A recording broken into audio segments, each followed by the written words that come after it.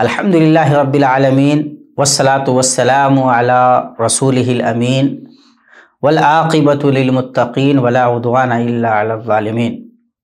معزز ناظرین، بزم قرآن کی اس محفل میں آپ کا استقبال ہے۔ آئیے ناسخ و منسوخ کو جاننے کی کوشش کرتے ہیں۔ قرآن کریم میں بعض آیتیں اتریں جنہوں نے پہلے اتری ہوئی آیتوں کے حکم کو یا ان آیتوں کو منسوخ کر دیا۔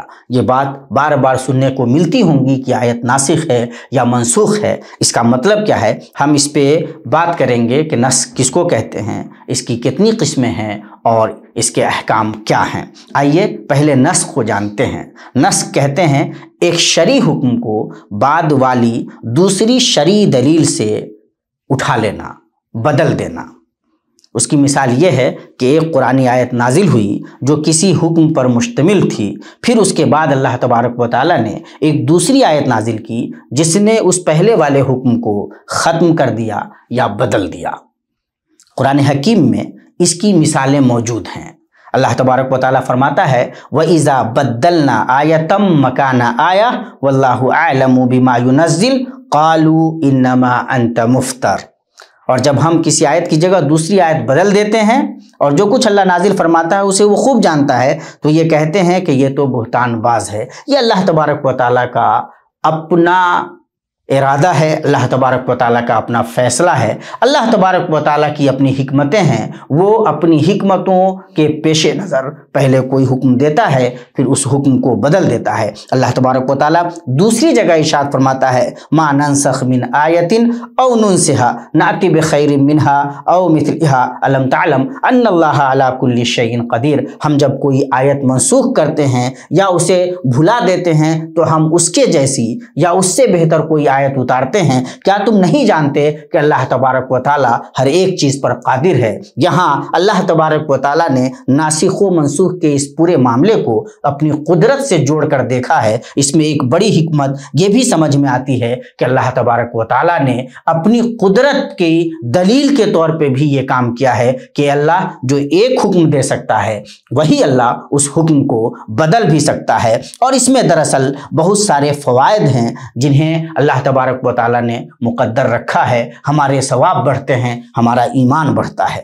نسخ کا واقع ہونا قرآن و سنت کے دلائل سے بالکل ثابت ہیں۔ اللہ فرماتا ہے سَيَقُولُ السُّفَهَاءُ مِنَ النَّاسِ مَا وَلَّاهُمْ عَنْ قِبْلَتِهِمُ الَّتِي كَانُوا عَلَيْهَا قُلْ لِلَّهِ الْمَشْرِقُ وَالْمَغْرِبُ يَهْدِي مَن يَشَاءُ إِلَىٰ صِرَاطٍ مُسْتَقِيمٍ۔ ہمیں معلوم ہے کہ ہم مسلمان اللہ کے نبی صلی اللہ تعالیٰ علیہ وسلم 16 مہینے یا 17 مہینے تک مسجد اقصیٰ کی طرف رک کر کے نماز پڑھتے رہے، اور آپ صلی اللہ تعالیٰ علیہ وسلم کی یہ خواہش تھی کہ آپ مکہ مکرمہ مسجد حرام کی طرف رک کر کے نماز پڑھیں، تو اللہ تبارک و تعالیٰ نے آپ کی چاہت و خواہش کا خیال کیا اور یہ حکم باضابطہ نازل ہو گیا۔ یعنی جو پہلا حکم تھا اللہ تبارک و تعالیٰ نے اس حکم کو منسوخ قرار دیا، اور وہ دوسری آیت نازل ہوئی جس آیت نے کلیئر کر دیا کہ اب مسلمانوں کو مسجد حرام کی طرف رک کر کے نماز ادا کرنی ہے۔ قد نرى تقلب وجهك في السماء فلنولينك قبلة ترضاها فول وجهك شطر المسجد الحرام وحيث ما كنتم فولوا وجوهكم شطره وان الذين اوتوا الكتاب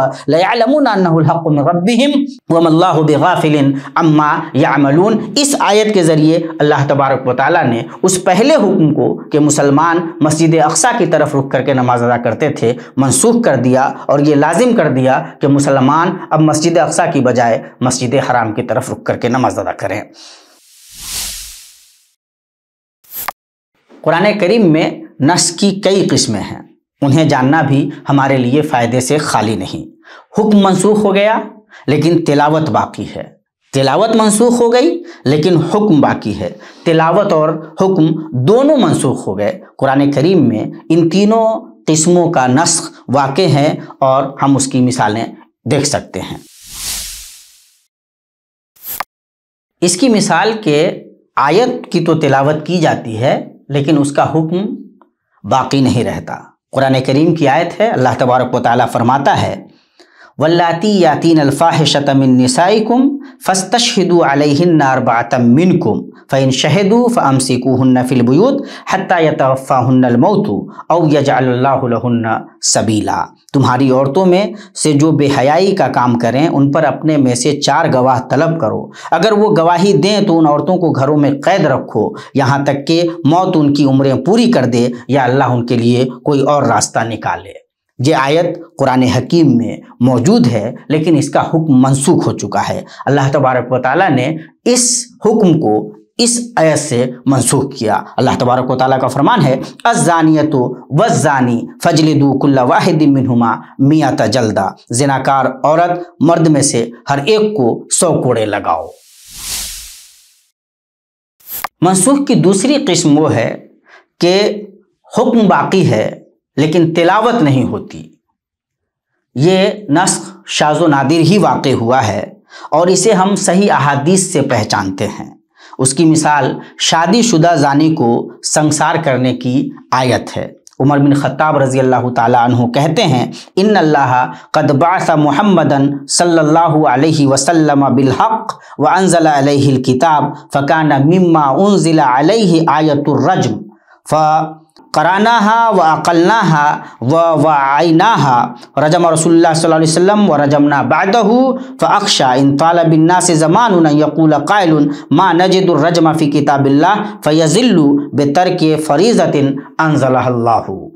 حضرت عمر رضی اللہ تعالیٰ عنہ بیان فرماتے ہیں کہ اللہ تبارک و تعالیٰ نے محمد صلی اللہ تعالیٰ علیہ وسلم کو حق کے ساتھ مبعوث کیا۔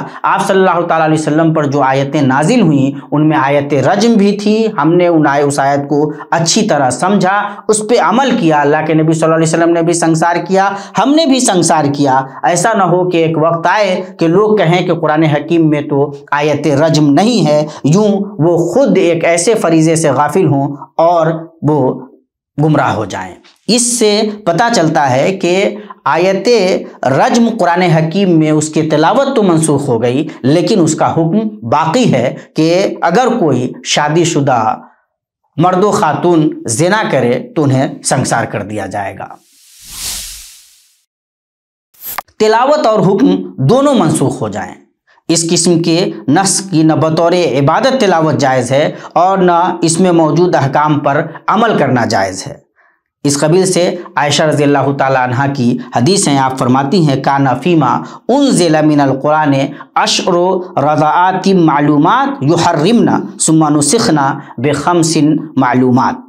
قرآن میں نازل کیا گیا تھا کہ 10 بار دودھ پلانا جن کا علم ہو حرمت کا سبب بن جاتا ہے، پھر انہیں 5 بار دودھ پلانے کے حکم سے جن کا علم ہو منسوخ کر دیا گیا۔ یہ صحیح مسلم کی روایت ہے۔ ان کا یہ کہنا کہ 10 بار دودھ پلانا جن کا علم ہو حرمت کا سبب بن جاتا ہے قرآن کریم میں وارد نہیں، اس کے حکم پر عمل بھی نہیں کیا جائے گا، اور ظاہر ہے کہ جب وارد نہیں تو اس کی تلاوت بھی نہیں ہو سکتی۔ اب اس پہ ہم ذرا غور کر لیں کہ یہ جو نسخ وارد ہوا قرآن میں، اسلام میں، اس کی حکمتیں کیا ہیں۔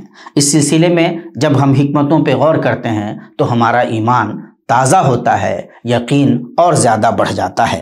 بتدریج احکام کا نزول تاکہ انہیں قبول کرنا لوگوں کے لیے آسان ہو، جیسا کہ شراب کی حرمت کے سلسلے میں ہمیں دیکھنے کو ملتا ہے کہ اللہ تبارک و تعالیٰ نے کس طرح سے بتدریج اسے حرام کیا۔ اس امت پر اللہ تبارک و تعالیٰ کی رحمت کا پتہ چلتا ہے کہ اللہ تبارک و تعالیٰ نے حالات اور عادات کا خیال رکھا اور حالات کے پیش نظر اللہ تبارک و تعالیٰ نے امت کو احکام سے نوازا۔